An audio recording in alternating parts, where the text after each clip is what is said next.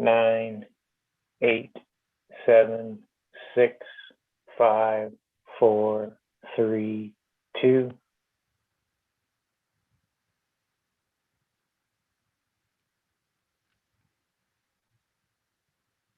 Welcome to the League of Women Voters Leelanau County Town Hall on Redistricting. The League of Women Voters is a nonpartisan organization that encourages the informed and active participation of citizens in government. The League never supports or opposes parties or candidates.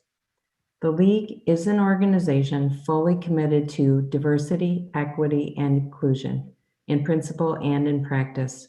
Diversity, equity, and inclusion are central to the organization's current and future success in engaging all individuals, households, and communities, and policymakers in creating more perfect democracy. You might be familiar with the League's efforts to educate voters through our nonpartisan voter guides and candidate forums. We also form positions on issues and advocate for them after careful study and adoption by consensus. The League of Women Voters formed in 1920 as an outgrowth of the suffragist movement and is now present in all 50 states, including 27 local leagues in Michigan. Membership is open to anyone 16 and older. The League also works to increase understanding of major public policy issues through education. That's why we are here tonight. Tonight's presentation will cover 3 related topics: actions Michigan voters took to eliminate gerrymandering, redistricting and how gerrymandering can affect it, and the new system for drawing election district lines. My name is Tricia Denton, and I currently serve as the president of the League of Women Voters of Leelanau County and as a member of the League of Women Voters Michigan Advocacy Committee. Joining me today is Leelanau County League member and probate judge, Marian Krumkowski.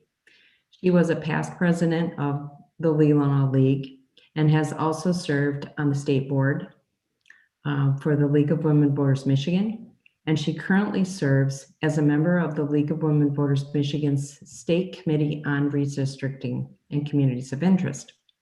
She and other state committee members monitor the weekly meetings of the Michigan Independent Citizens Redistricting Commission and formulated plans on how to educate the Michigan public on redistricting, including through league presentations and town halls throughout the state.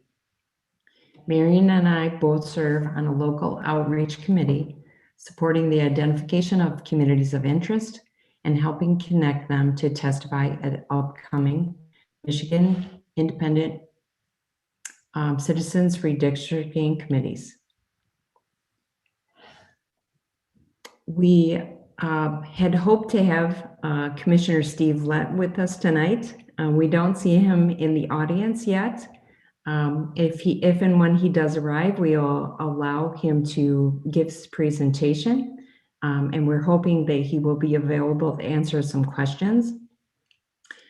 Steve Lett is Michigan Independent Citizens Redistricting Commissioner. He is a resident of the Interlochen area and identifies as an independent. He's one of the 13 members of the commission. And as I said, we hope that we will be able to hear from him at some point tonight. He's got a busy schedule. He's been joining in on these town halls all across the state. So we thank him for joining if and when he can. So while we wait for Steve, I'm going to turn it over to Judge Krumkowski to give us a little more background about the overall issues related to the redistricting process and the unique importance of the concepts of communities of interest. Marian? Thank you, Tricia. Very pleased to be here tonight with you. And I know Steve was on an earlier meeting with the Michigan Independent Redistricting Committee. I saw him online earlier today, so perhaps he's just running a little bit late. But what is redistricting? The lines for the Michigan U.S. Congressional, State Senate, and State House are reviewed and withdrawn and drawn every 10 years following the national census, after population shifts are identified and published. Redistricting is the process of drawing these lines for congressional and legislative districts. How the district lines are drawn determines which voters reside in each congressional and legislative district. In Michigan, we currently have 14 U.S. congressional districts, having lost one following the last census. We also have 38 Michigan state districts and 110 Michigan House districts. And I'm just going to remind everybody that we do have the Q&A open. So if you think of any questions as Marion and I are talking, please feel free to enter your questions at any time, and we will attempt to address them when we get through our presentation. So tell us about the maps, the map lines, Marion. I will do my best. So the U.S. Constitution requires that the seats for the U.S. House of Representatives be apportioned to states according to the population count in the federal census conducted every 2 years, or excuse me, every 10 years. That's why filling out those census forms are so very important. I think we can go to the next slide. Okay. In the 1964 case of Reynolds versus Sims in the United States Supreme Court, the court determined that the general basis of apportionment should be one person, one vote. This rule means that generally electoral districts must be equal in population according to the most recent census so that each person's vote is equally weighted. Section 2 of the Voting Rights Act blocks district lines that deny minority voters an equal opportunity to participate in the political process and to elect representatives of their choice. There are also protections and guidelines from the 14th Amendment. Federal law requires redistricting every 10 years and that an equal number of persons live in each district. While the law states how many people must live in each district, it doesn't specify how these lines are to be drawn or where, except that minority rights must be protected.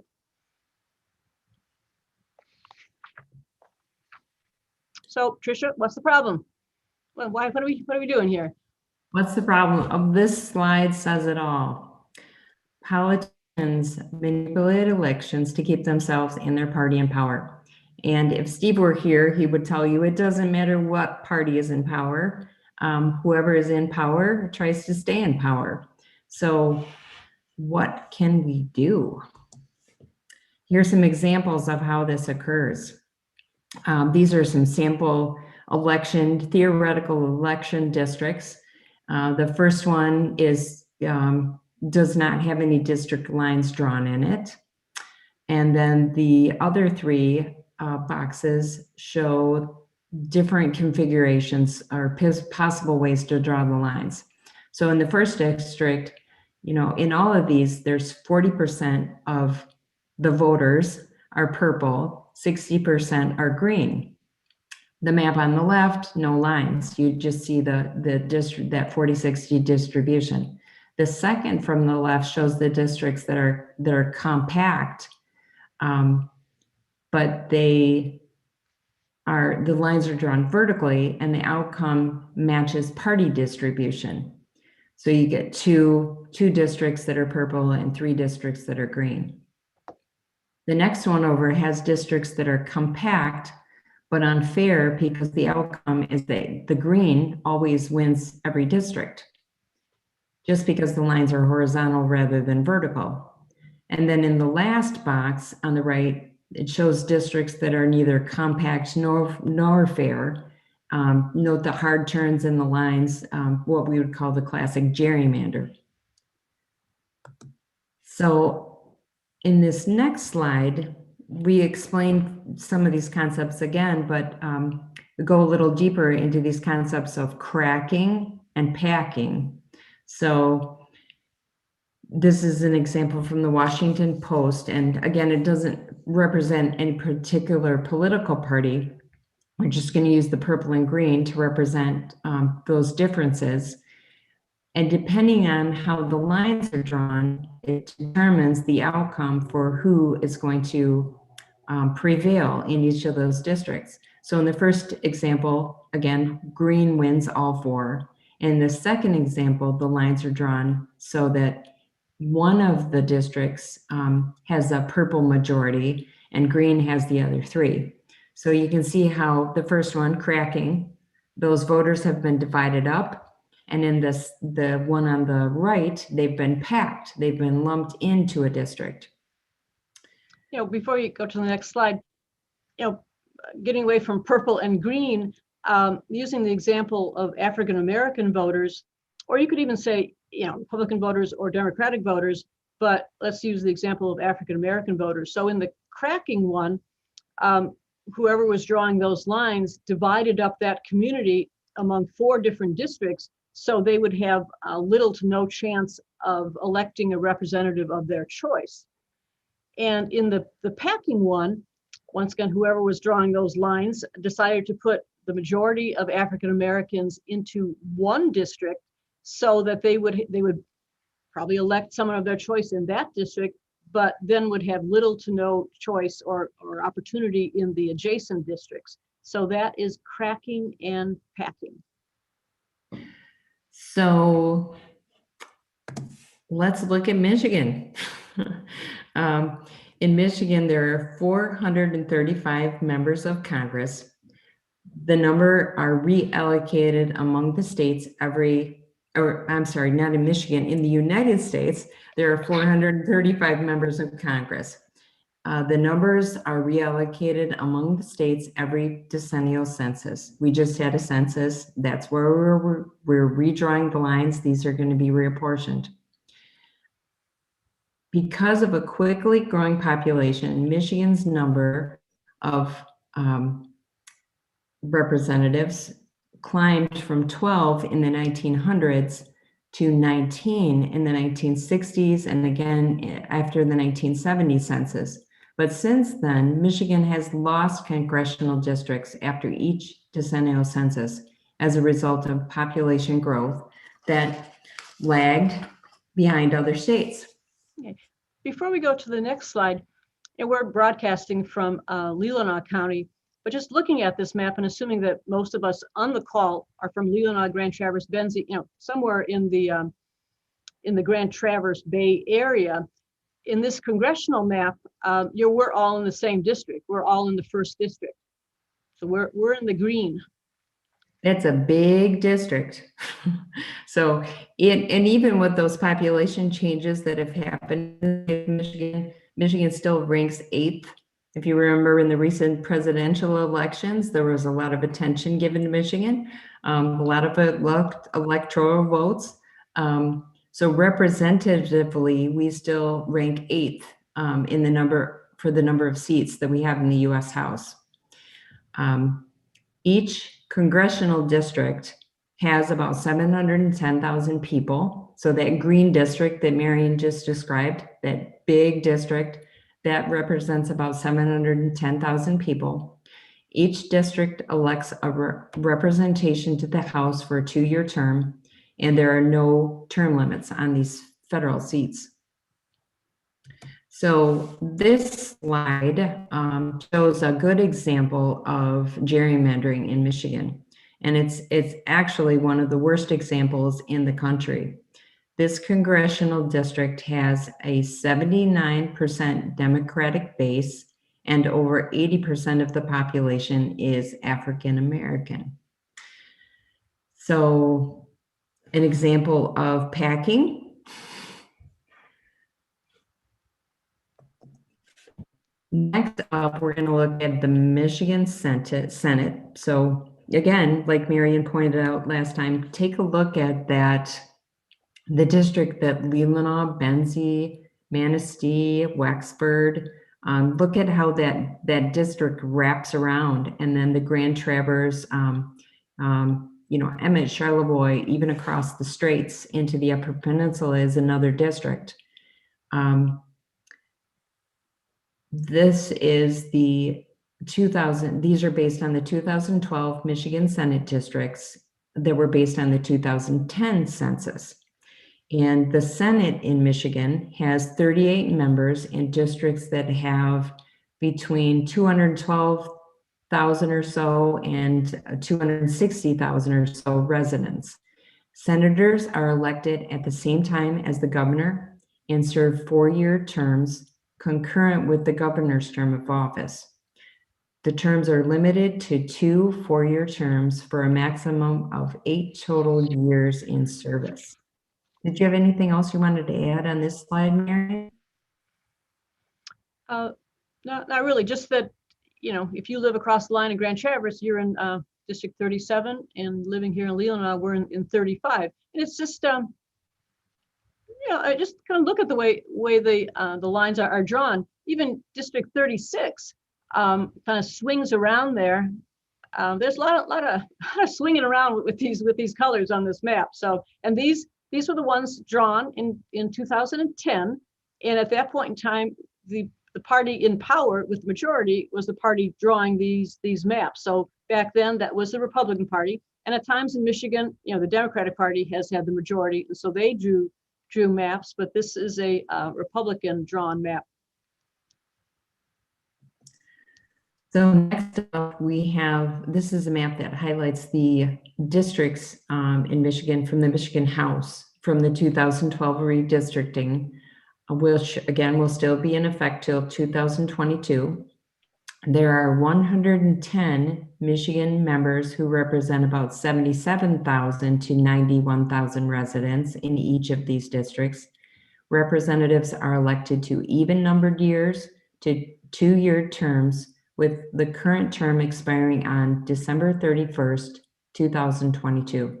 Each representative in Michigan is limited to serving 3 terms for a maximum of 6 years total. So again, it's just so fascinating to me to look at these maps and just take it all in when you think about the communities that these districts represent.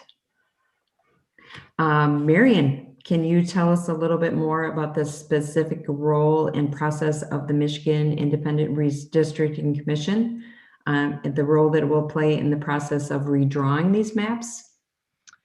I will do that. And hopefully Steve will still join us, but you can go to the next slide, but the Michigan Independent Redistricting Commission, in order to be on the commission, there are 13 members, and there was an application process, and anyone could apply if you were an eligible voter. So you applied, and then the applicants were kind of weighted by geographic and to ensure diversity and geographic diversity, and then by random selection, by kind of a lottery, people were chosen, and then both parties had the option to strike. I think it was five or so from each of the lists, and then it came down to the 13 members, 5 independent or having no party affiliation, 4 Democrats, and 4 Republicans. And they have been meeting since September, very transparently. All their meetings are broadcast online, live. There's time for public comment. All their minutes and everything they do is recorded and put back on the Secretary of State redistricting website. So, it's a group that has worked hard together since September, and not that they always agree, but I've had the opportunity to watch their meetings a good number of times, because the state committee has divided up, times among our members to monitor and to take notes. And unless you really looked into it, it's I think maybe not impossible, but very, very difficult to determine, who's who in terms of, Dem, Republican, Independent, because they all, speak to the issues rather than any, political or party slant, or at least it's not obvious to me. So it's a very hard working group that they meet every Thursday, and they were meeting this afternoon. So that's a little bit about them.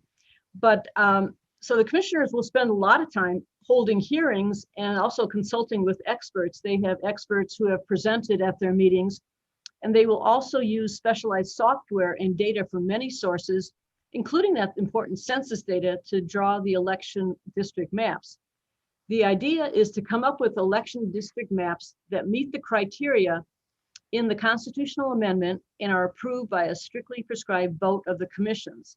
So let's talk a little bit about how they're going to vote. So go back slide, please. All right. Okay. So when they,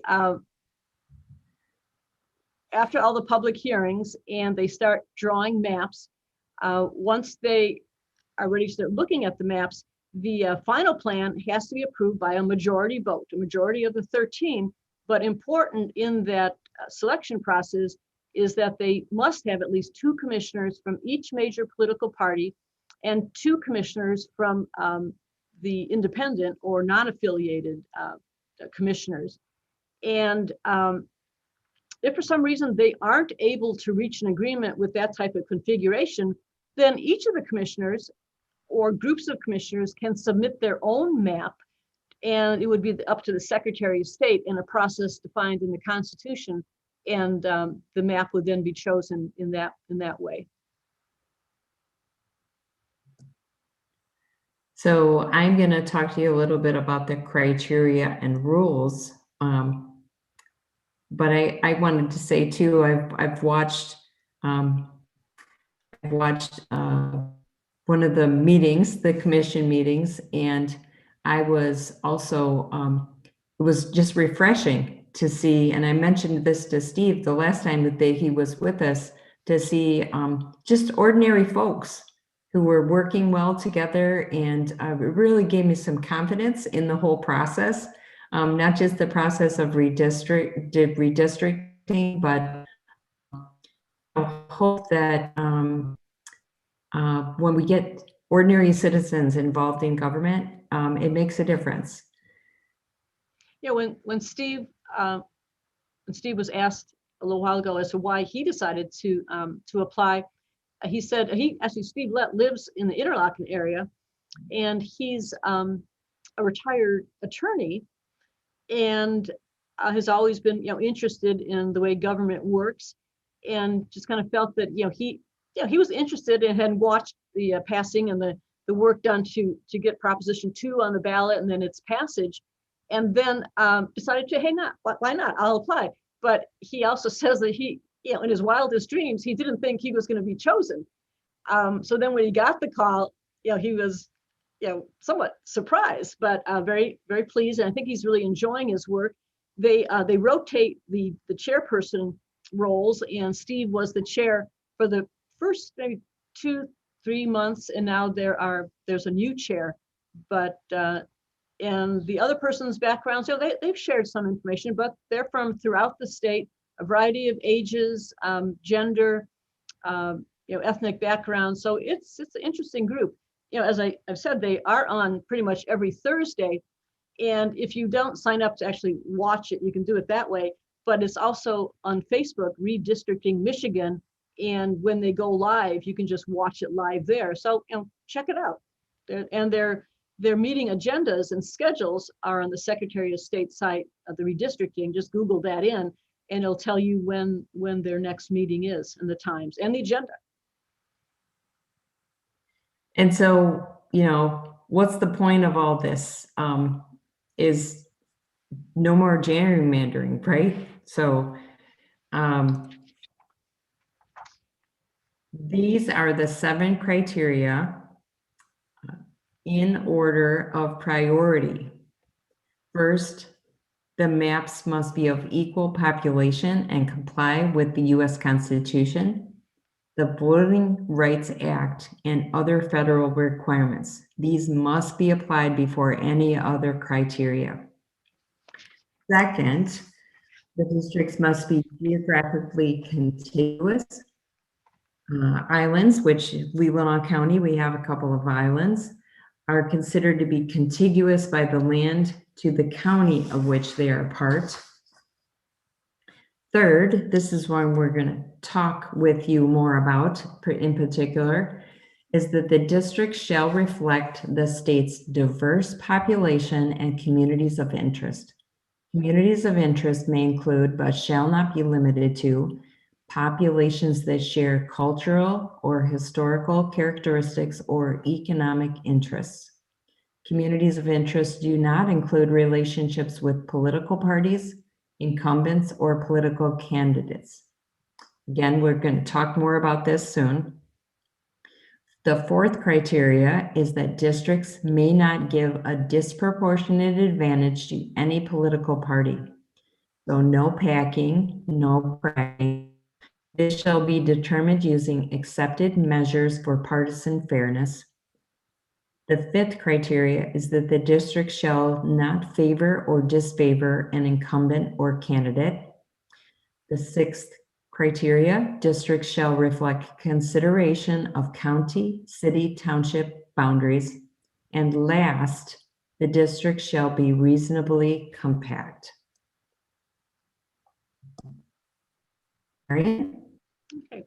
So we already said, but the League of Women Voters is monitoring the MICRC meetings to make sure that the law is followed.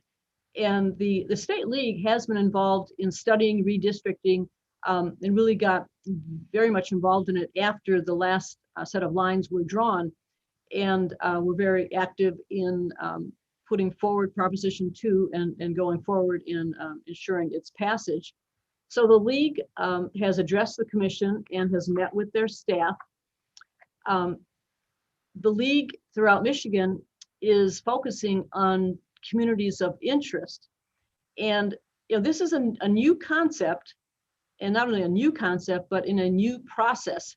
So education is important, and the League will focus to the best of our ability on those not represented by existing groups.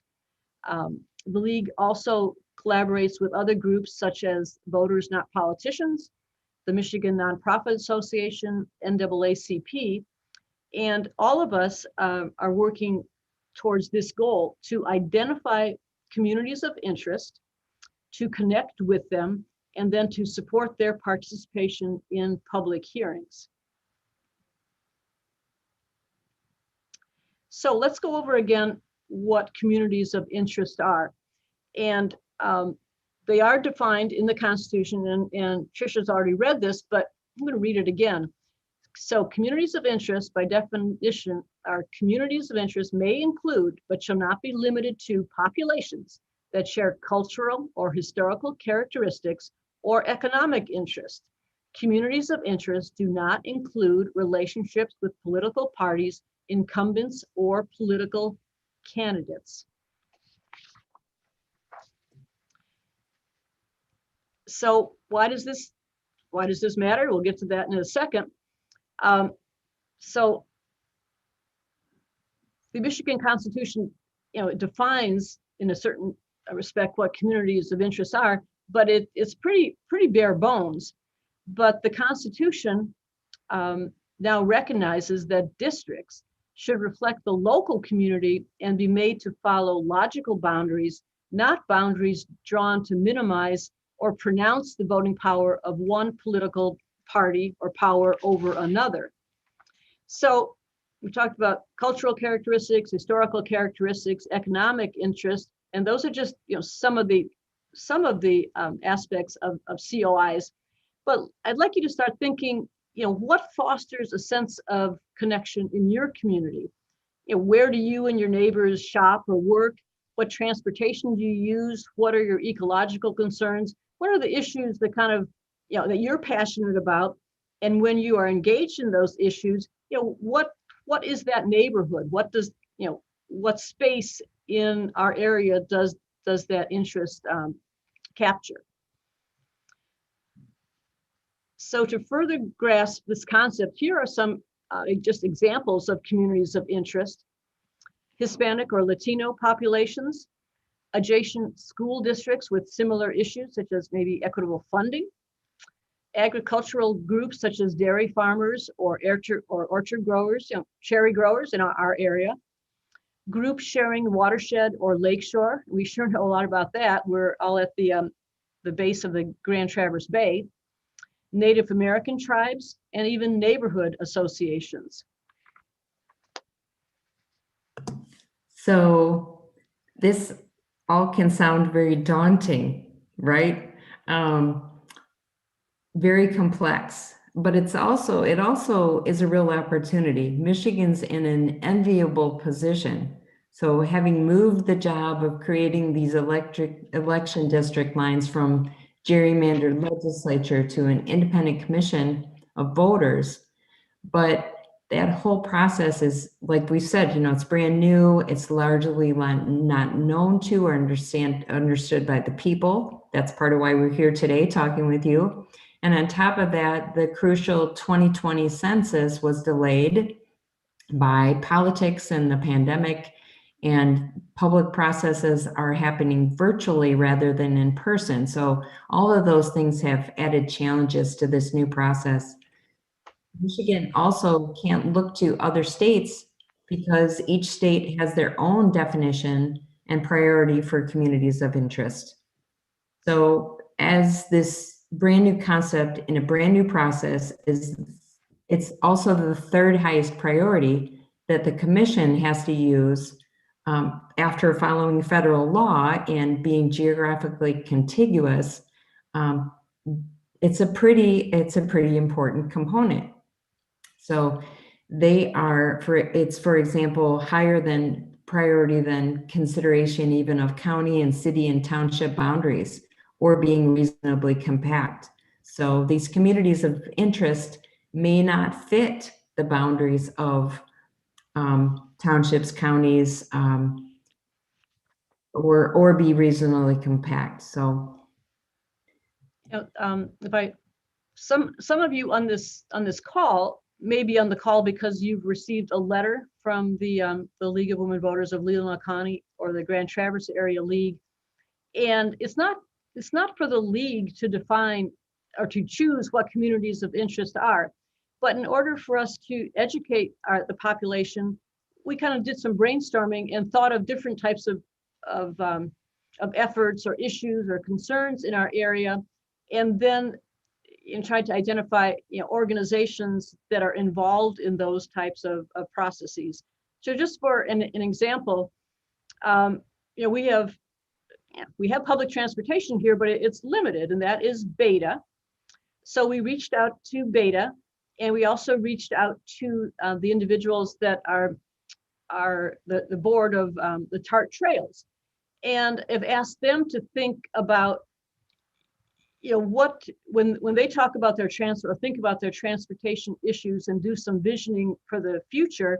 I mean, what is the geographic area, or I like to use the word, what is the neighborhood that they think of when they think about, if they want to talk to a legislator, what area do they represent? I mean, the TART Trail, goes through Antrim, Grand Traverse, Leelanau, and I think they have some plans to expand. Beta has its roots. They are clearly looking for additional funding. So, who are the folks that they kind of hang with? They have similar concerns, and we've asked them to consider: do you think you are a community of interest that would like to be in one district, or maybe not be in one district, but to give that some thought as to where you think you belong? So that's a really good lead into this next slide, by no accident, right?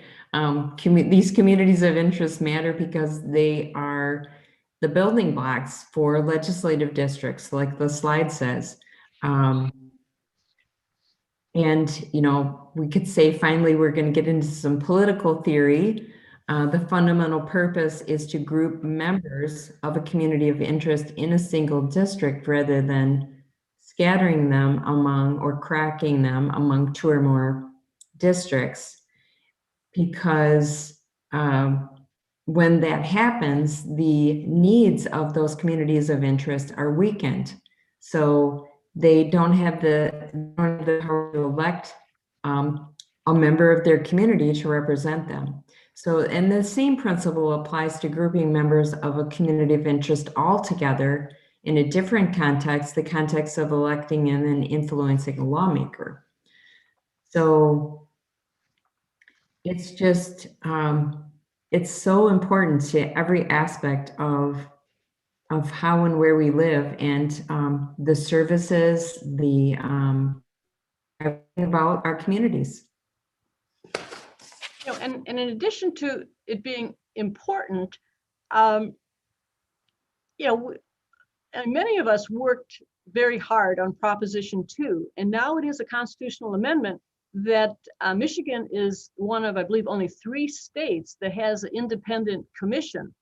And the independent commission is relying on input from citizens. So this is, talking about democracy, this is one of the most amazing ways that I think I've seen in my lifetime of how to be really intricately and intimately involved in government, in setting those lines. So I hope folks on this call are excited as Tricia and I and the League of Women Voters are about being involved in this process. Is that, this is it. This is our chance. So so the commissioners have been meeting. They do receive public comment and letters, and they go through, public comment is at every meeting, and they sometimes review letters that are sent in. But where they're now heading beginning in May is the nitty-gritty public participation. And there will be, by the Constitution, there has to be 10 public hearings before the maps are drawn, and then 5 afterward. And actually, they have 16 maps or 16 meetings that have been set. The 10 meetings are in, well, all the meetings have to be in different geographic locations, and they're required before the line drawing begins, and then again 5 afterwards. The Open Meetings Act applies, and so input from the public and transparency is built right into the Constitution and is underlying this whole process. The public may submit plans and underlying data. If you wish, you could take out your own map or draw your counties or your geographic area and submit it on a piece of paper. There are also software programs that can help you draw lines. The commission itself has secured a software company that's going to help them draw lines because it is pretty complicated. I don't think they want to sit there with paper and pencil. So the meetings will be accessible via television or online. You will be able to participate publicly by going to the meeting. I believe the current plan is that a person would have 2 minutes to speak. You can also participate virtually. They'll have plans and procedures in place for that. You can also submit written plans. So after all these hearings all the preliminary hearings are done, the commission will get down and get to work and draft some plans. They will have to be published, and then the public will be able to look at them again and comment, yes, no, great job, you screwed up, whatever you want to say. I don't think they're going to screw up because they're a very diligent group of people, but we'll have another round of public hearings to talk about it. And it's important with regard to the Open Meetings Act, it's very transparent. In the past, these lines were not only drawn by one political party, but they were drawn not in public. It was in in a closed room, and there wasn't any real open discussion as to how and why the lines were drawn. But in addition to everything being transparent and open with this commission, the commission, its staff, attorneys, and consultants may not discuss redistricting matters with the public except at a meeting. So even if, when a commissioner is on a webinar like this, they give a broad stroke as to how the commission works, but they can't meet with groups of people and start deciding which way they're going to go before all the public process is done. And after the plan is adopted, so after the second round of hearings, the commission once again must publicize the plan and report a report explaining its decisions and the materials that were used to get to that point.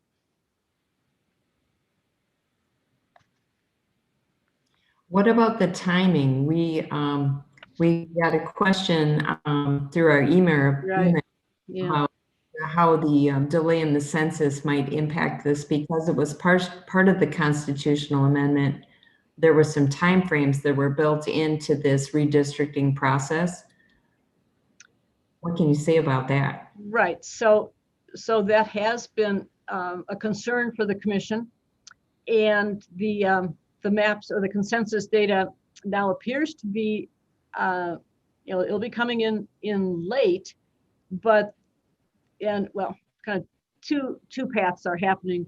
The commission has asked the Michigan Supreme Court to grant them an extension, which would be, a modification of what is said in the Constitution, but to grant them some leeway given the extraordinary circumstances due to the pandemic and the delay caused by the pandemic in getting and producing the 2020 census. But I'm not sure I'm able to explain this as well as I would like, but there is also other preliminary data available from the census that can begin to be used, and it's called legacy data.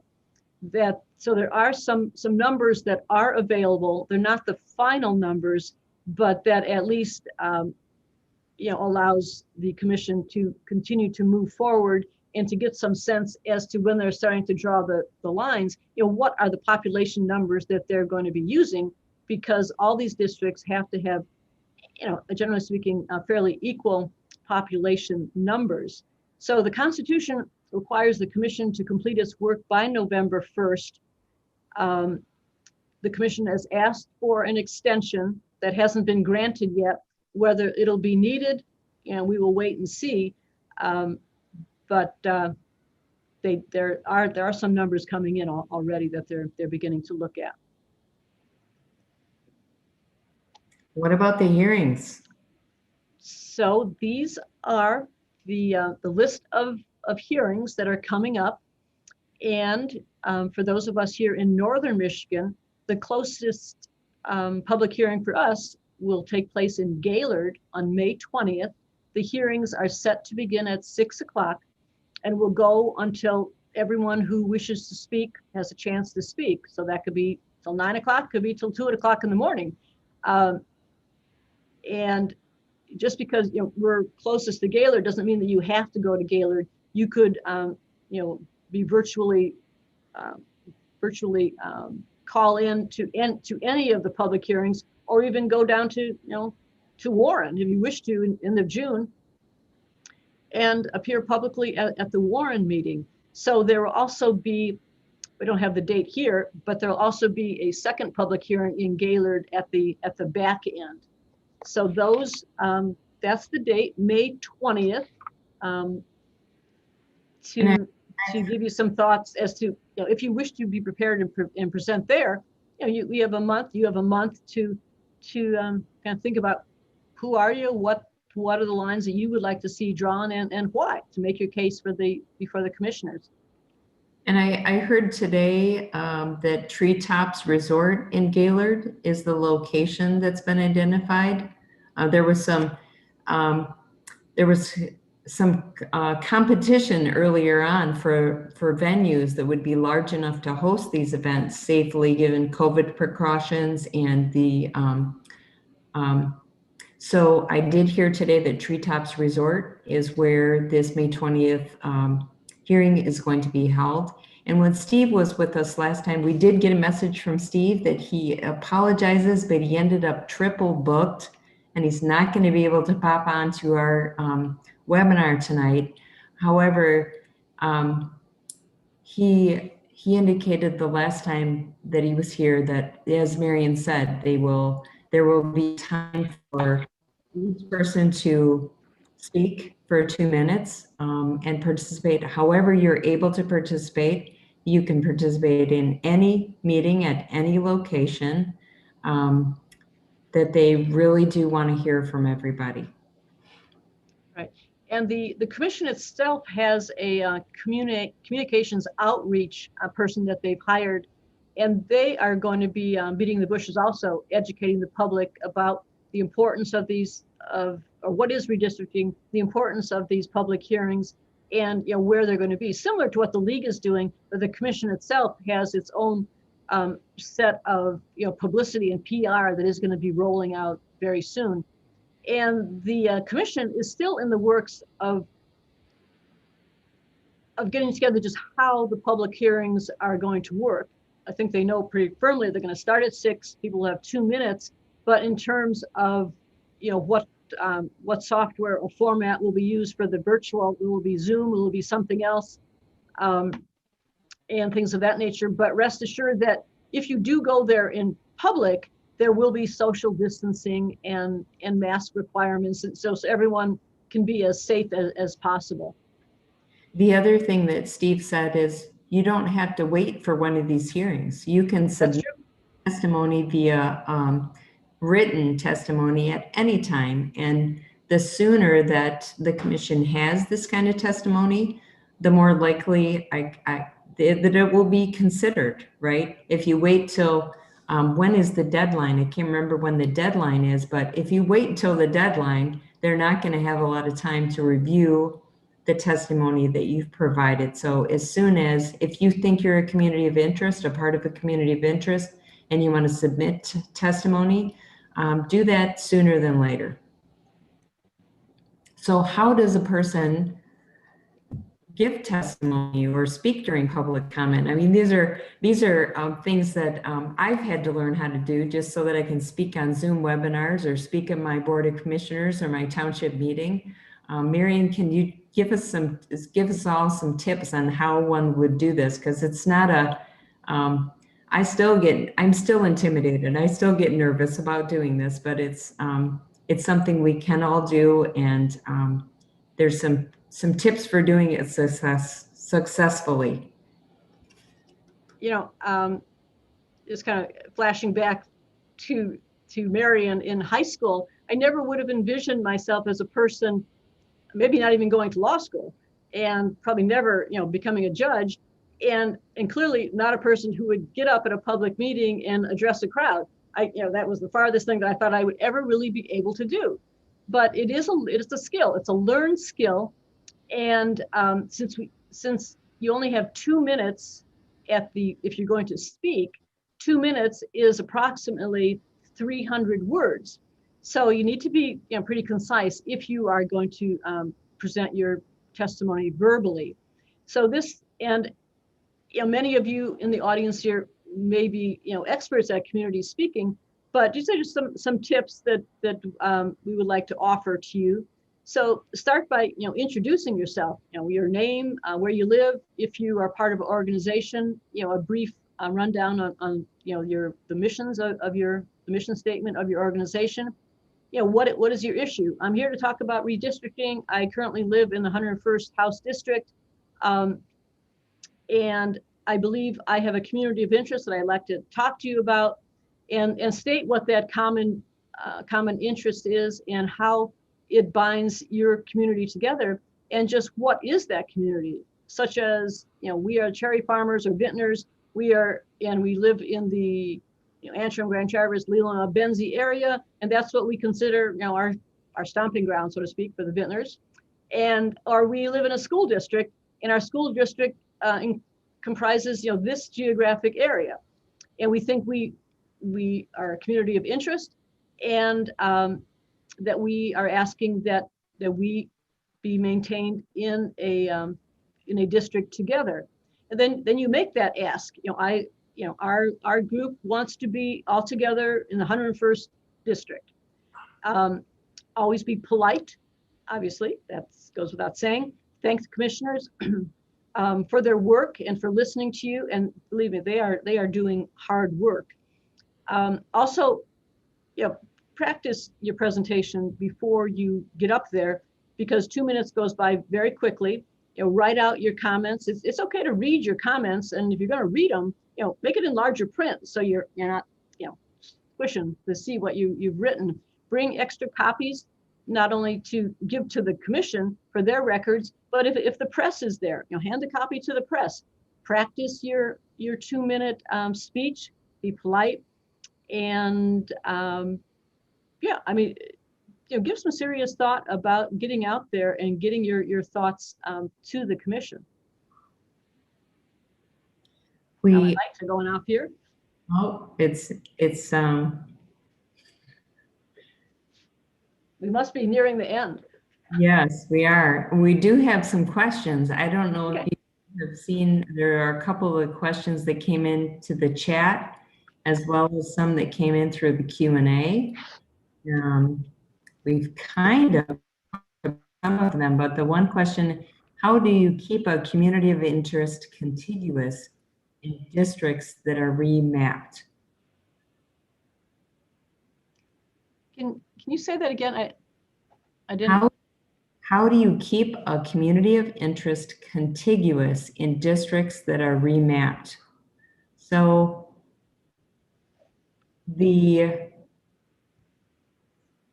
idea is that you would give testimony as to where you believe the boundaries of a community of interest are, and then the commission would consider that when they draw the lines so that they keep those communities contiguous when they remap. I mean, that's how I would answer that question. What do you think, Marion? Well, I mean, there very well could be communities of interest that are not contiguous just because of geography.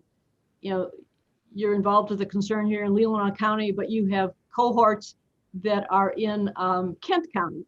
Well, unless that district is pretty big, which is not going to be, you're not going to be contiguous. So, there is some physics and some practicality that's involved, but I mean, start looking at the maps, figure out where are your cohorts, what other groups or people are involved in this issue, and just start, drawing some squares or some circles, making some loops, and see what it looks like. It's not going to be up to the league or to people presenting to actually do the final map. I mean, there is going to be a lot that goes into it in terms of the population numbers, the compactness, this and that. But the community of interest concept and input is going to be very important to that map drawing. And the last time that we talked about this with people, there's kind of this confusion. Well, are they just going to make a district for the fruit farmers in northern Michigan? Will that be what determines the district lines? And probably not. No, but I have background as a geographer and a cartographer, and what they do is they will take these communities of interest. Have space that they occupy, right, where those communities are, and they will layer them on top of each other in this mapping software, and they will look for where there's the most overlap, the most in common when you stack all the different communities of interest together.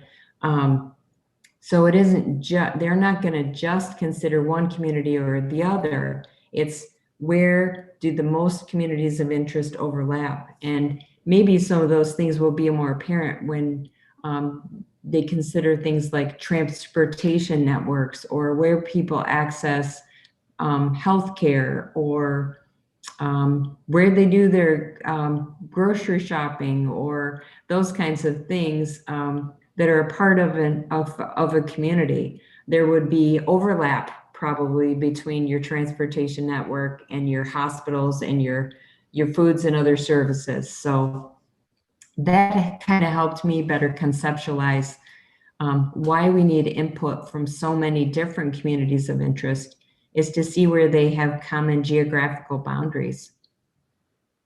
And if are able, if the commission is convinced that your community of interest should be together, and then you are consolidated into one district, the more people that are at an event, the more people who do whatever together, the louder the voice and the more impact you have, and the greater chance you're going to have to elect a person who is concerned about your issues, but also to get the ear of your legislator with regard to your issue. The more of you that are compacted together, writing letters, going to the meetings, speaking up, asking for legislation, the louder the voice, the more likely you may be able to secure, your asks from Lansing. The next question we have here is, who chose the independents?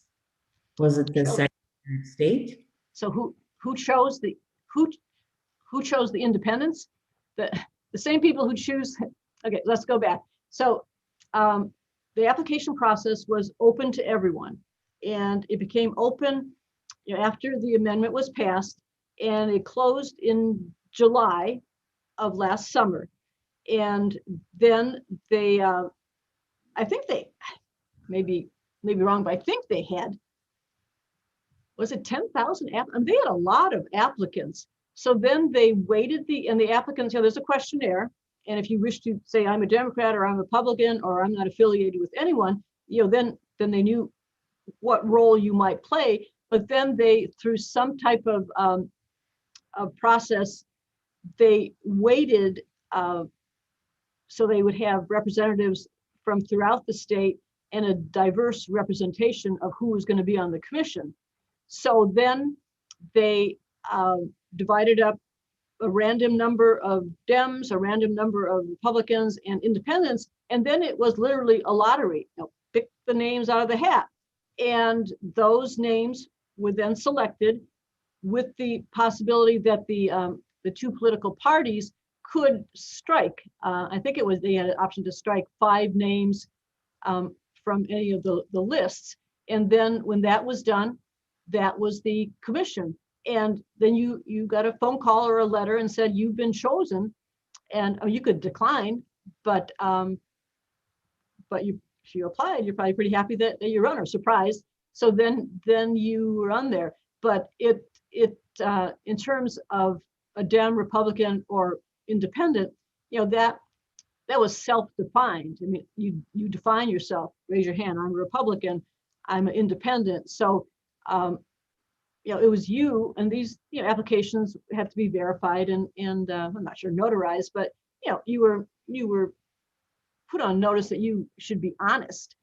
And by self-definition, the independents were put in a basket and the names were chosen randomly, absolutely randomly. So I've got a couple questions in the chat. We do have time and room for more questions if anybody has questions. And if you'd like to answer your question, ask your question live, I can unmute you too. But the next question I have here is, once the maps are finalized or approved, will the districts be final until the 2030 census? I think they will actually be final until 2032. And the new districts will be drawn based on the 2030 census, but they wouldn't take effect until 2032. It's that 2-year process of conducting the census, getting the results, going through the redistricting process all over again, so that in 2032 is when they would take effect. Is that correct, Marion? Yes. So when they finish drawing these lines, they'll be first in effect in 2022. So yes, 2030 and then 2032. That's the way it works. And then we've got a question about fruit growers. How do we go about putting together a community of interest? For example, fruit growers in Northwest Lower Michigan. Do we just suggest that, or do we have to coordinate and put it all together? So you want to talk to that, or should I start? Let you talk to that one. Okay. So if I was a fruit grower, and I know as a fruit grower, I'm not the only fruit grower in this area. I mean, that is the industry here. I would call some of my colleagues, some of my friends who are growers, down the road, down, not in other part of the county or in the area, and say, hey, there's redistricting going on, and I'm understanding that we can put forward that we would like to be in one district together based on our common interest in fruit growing. We have a bond. They may be competitive too, but you have a bond as being fruit growers. And in addition to that bond, you very well could have some legislative ideas in common, such as if you have, unique marketing challenges that you would like legislation on or regulation on.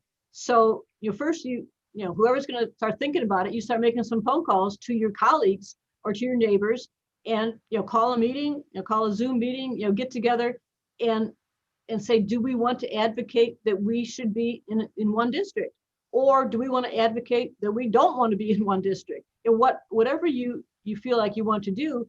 But then if you have a consensus that we want to go forward as the fruit growers of Northwest Michigan, then you probably should select a person to present at the meeting, and all of you could individually write letters. But if you're presenting as a group, then it would be persuasive to me if I got a letter saying, we are fruit growers and these are all our names, and we're 300 people in the community, and this is what we want. So with the handy guide here, introduce yourself. What's your issue? Unique marketing obstacles or challenges that we have. What is your community of interest? We're fruit growers. We have a bond together. We have these issues in common. And then what evidence do you have of that? So then you lay out, geographically where you are, what your economic ties are, and then make the ask. We want to be in a district together. So it's on the last town hall that we did, we actually had a participant who is the leader of, there are organized groups, growers groups that do exist. And he contacted me, and he talked about, why do I need to do this? What is this process? And I think I was able to explain the power of, you're a part of an organization that has, list how many members are in your organization, that we are a group of over 300 growers, independent growers, or whatever it is. All those things are going to lend weight or claim as a community of interest. And so whether it's fruit growers or one of the other communities of interest that I thought about in our region was our proximity to a national lakeshore and the unique tourism economy that we have here. How does that community want to be represented? Does it want to be contiguous or divided up? Right. And something that our league, the Grand Traverse League and the Leelanau League are offering is, if you think you are a community of interest but want some help in thinking that through, problem solving, brainstorming, whatever, and help with working on your presentation, we're willing to do that. Once again, we're not out there to say you are a community of interest, but if you think you are, we'll walk you through and help you, ask the questions and help you formulate and solidify your thoughts, and then to get you prepared, listen to your presentation, give you feedback. So we're here to assist, and but not to tell you that you are or you are not, or to define it for you, but clearly to be some backup and a resource to help you get your presentation together. Absolutely. And you can reach us at our Gmail, lwvleelanau@gmail.com. We have a website, and you folks know how to find us here in Leelanau and Grand Traverse. But we're definitely willing to help as much as we can. We've got one more question that just came in, and I wish that we had Steve here to answer this one, but I think Marion is familiar enough to answer it as well. What is the appeal process? What is the appeal process? Yes. You touched on that a little bit. Do you have any more details? Well, okay, so if the commission is not able to agree upon a map pursuant to the formula I talked about, then individual commissioners or groups of commissioners can submit separate maps. And then I don't know the exact process through the Secretary of State, but it is defined in the Constitution. So there is a format there. But once the map is finalized, I mean, you could challenge the process in court. I mean, you could challenge and say that the commission violated some rules, or that there was packing or cracking, and go into the court system. And it would be for the state maps, it would be within the state court system. For the federal map, it would be most likely within the federal court system. And then there would be hearings in the court. But these things need to be decided pretty quickly because these maps are needed for next year. So it would be a fast track appeal process through the courts. Well, that's the end of our questions. And we've made it to 8:05, so we're doing pretty good. I know we just had a couple of announcement kind of things that we wanted to make before we let everybody go. I want to thank everybody so much for taking the time today on Earth Day to sit inside and be in front of a computer. Maybe our earth and water will be one of the communities of interest that you identify with in our very unique ecological area. As Marion mentioned, that's another community of interest that could be identified by a group of people. Do you have anything else that you wanted to share, Marion, before I close this out? Just that this, we did this forum on April 11th and now again today, and both recordings are on our website, lwvleelanau.org, on the left-hand side under video links, and not only these forums, but all the forums that we do. And there are a number of forums that we, every month, pretty much throughout the year, we have forums. So look at it there or on our Facebook page, and continue to learn and ask us if you have other questions, for sure. Our programs are also available on Traverse Area Community Media, and I want to thank them again for live streaming tonight's event and for broadcasting it on channel 189. You can see the programs on community TV. They get rebroadcast, and educational programs can be found on their website, traverseareacommunitymedia.org as well.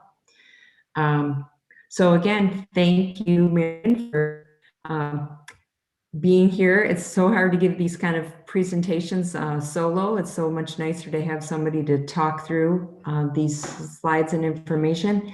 And it would have been really boring if it was just Marion and I. So thank you to our audience as well, and thank you for your questions. It wouldn't have been that boring, but it was more enhanced by having questions from the audience. Yeah, Marion and I are talking. We're interesting people. I didn't mean to say that you're boring. But I always like to end our programs by saying that the League of Women Voters, empowering voters, defending democracy, imagining a democracy where every person has the desire, the right, the knowledge, and the confidence to participate. You can learn more at lwvmi.org or lwvleelanau.org or lwvus.org.